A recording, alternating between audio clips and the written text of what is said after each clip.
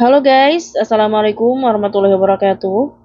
Lagi-lagi TKW Saudi Arabia dapat penyiksaan dari majikannya. Jadi kronologinya seperti ini. Beberapa hari yang lalu, Siti Ulfa membuat video dan viral di sosial media Facebook. Ia mengaku sering diperlakukan tidak baik oleh majikan perempuannya.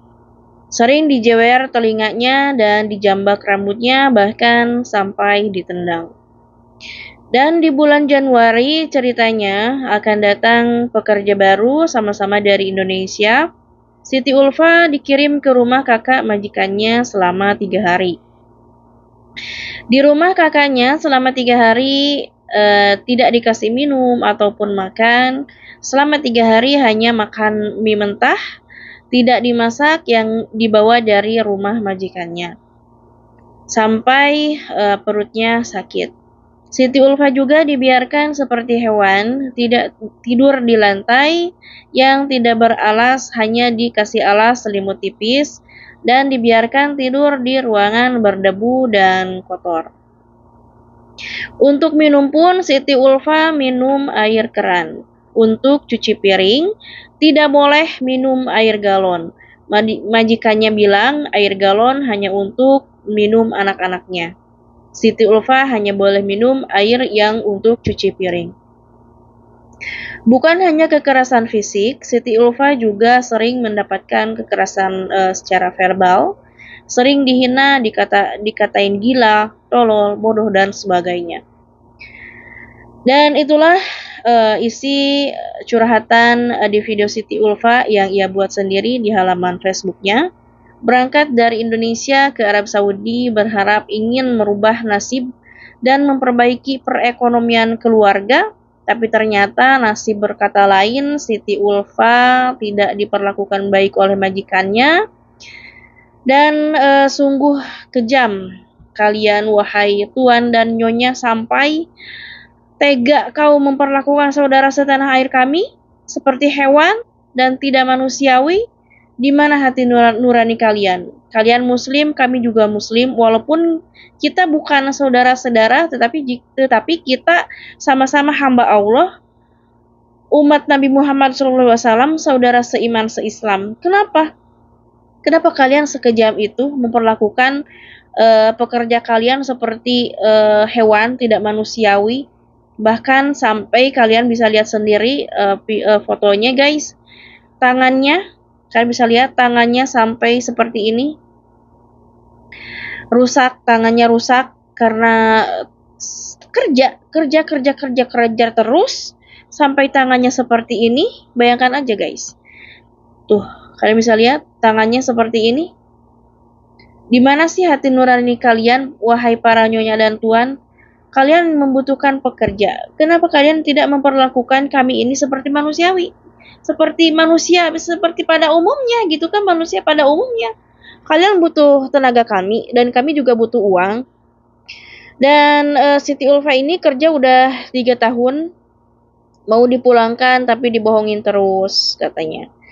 Dan saya sih sangat setuju ya dengan adanya informasi pencabutan moratorium ke Arab Saudi. Karena walaupun ditutup, tetap aja ada sponsor yang ilegal dan PT-PT ilegal yang memberangkatkan para TKI, TKW ke Arab Saudi secara sembunyi-sembunyi. Banyak yang memasukkan dari PTM dulu tempat saya ke Sarikah Mahara di Riyadh, dan dari sananya, dari Indonesianya ilegal guys. Tapi ketika setelah di Arab Saudi bisa dilegalkan, ya karena yang mainnya cuan guys, ya uang fulus gitu.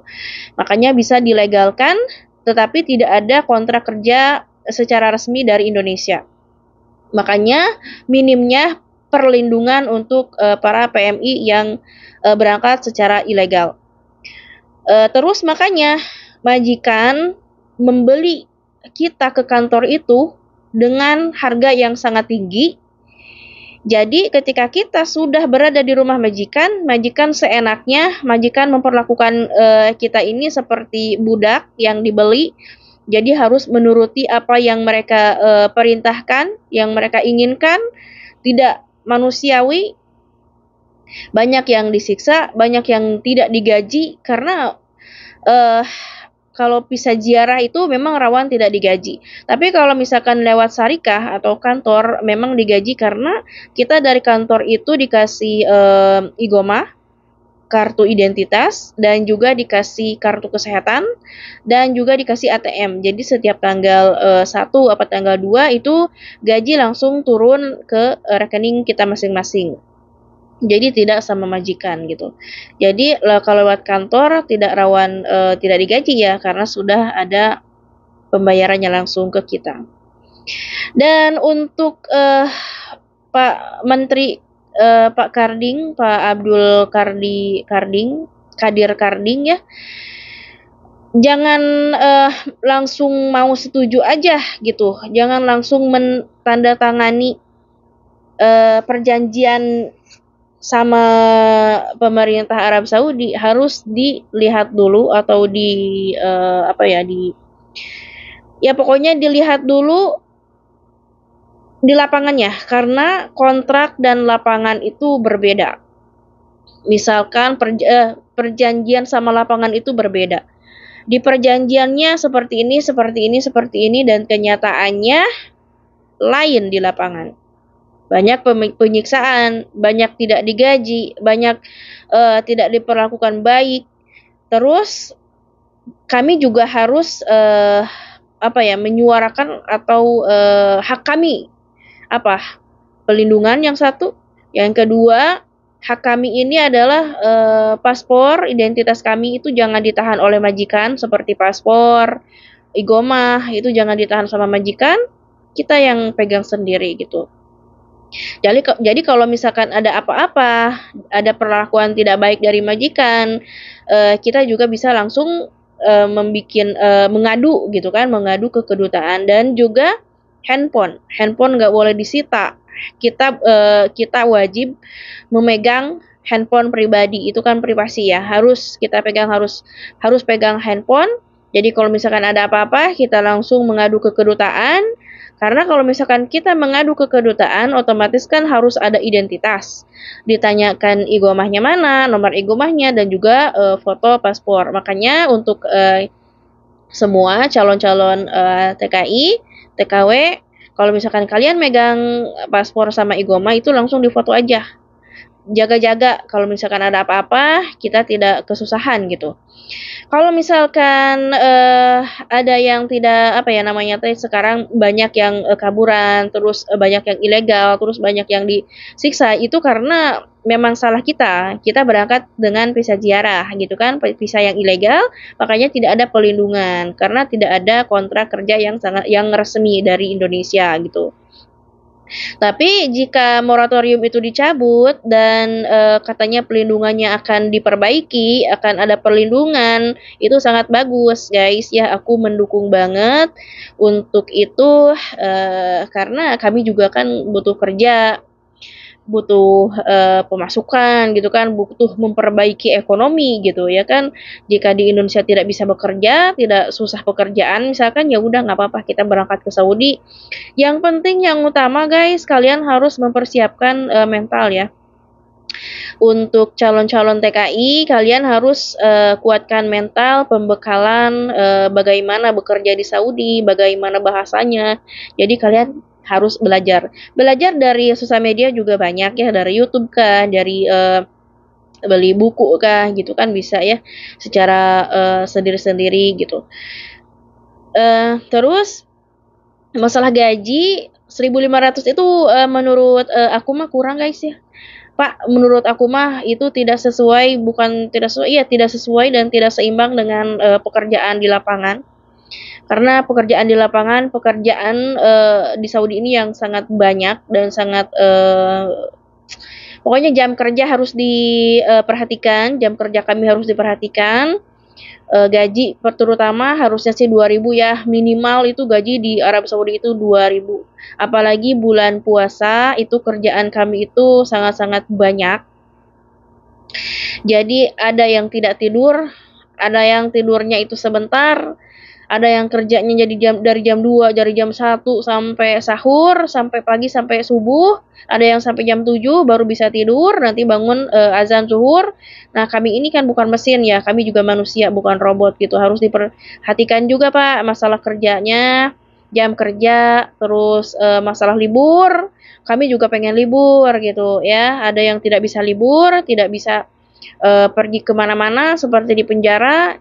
Kasihlah kami kesempatan untuk libur gitu ya, seminggu, sebulan sekali kayak apa seminggu sekali kayak hari Jumat gitu boleh libur. Di sini kan hari raya juga bekerja guys ya. Hari raya juga bekerja, dan masalah THR-nya juga, hadiahnya juga ada yang dikasih hanya 20 rial 1 tahun, ada yang seperti itu guys. Ada yang dikasih banyak, ada kalau majikannya royal gitu, ada yang nggak ngasih juga ada. Jadi beda-beda lah kalau masalah hadiah itu ya, masalah THR itu. Intinya kuatkan mental, kuatkan fisik. Jika kalian merasa punya sakit, misalkan ada yang nanya nih, kalau misalkan sesar itu gimana? Kalau misalkan lolos, kalian harus ini ya, memikirkan kesehatan diri sendiri. Kalau misalkan lolos dari medikal, apa kalian kuat kerja dengan bekas sesar atau punya pen gitu yang sambungan itu patah kaki atau patah apa gitu? Apa kalian tidak takut? Karena kerja di Saudi ini tidak sembarangan ya. Harus ada ada yang rumahnya kan tingkat tinggi, tingkat tiga lantai, harus bolak-balik tangga, terus naik turun tangga, terus bawa galon, bawa kardus air, atau bawa galon atau bawa gas gitu. Gas di sini kan besar-besar, bukan yang kecil yang kayak 3 kiloan, enggak, yang besar. Ada yang bawa itu, terus ada yang kerja itu harus mindahin kursi, mindahin meja. Makanya harus kuat ya, fisik, mental harus kuat, terutama mental. Jadi kita akan berhadapan dengan manusia-manusia super guys di sini mah ya, manusia-manusia keras. Jadi kita harus jangan kaget, jangan takut guys ya. Apalagi ada pelindungan, jangan takut, dan jangan menyusahkan semuanya, jangan menyusahkan negara juga, jangan menyusahkan pemerintah juga, pemerintah Indonesia. Baru seminggu mau pulang, baru beberapa hari mau pulang, baru 3 bulan udah kabur. Jangan kabur ya, karena kabur itu tidak akan menyelesaikan masalah. Tetapi kalau misalkan ada kekerasan atau perlakuan tidak baik, kalian bisa langsung laporkan ke kedutaan atau kalian bisa bikin video. Jadi kita akan viral-viralkan gitu supaya langsung terlihat oleh pemerintah Indonesia. Itu bagus guys ya, langsung langsung bikin video diviralkan, itu bagus guys ya. Jadi intinya persiapkan diri aja deh ya. Oke. Jadi sekarang aku mau liatin ke kalian video yang Teh Ulfa ini yang disiksa oleh majikannya. Saya tidak ingin cari sensasi ataupun ketenaran, tapi saya benar-benar minta tolong sama kalian di sana yang bisa bantu saya, yang ada di Indonesia. Tolong bantu saya.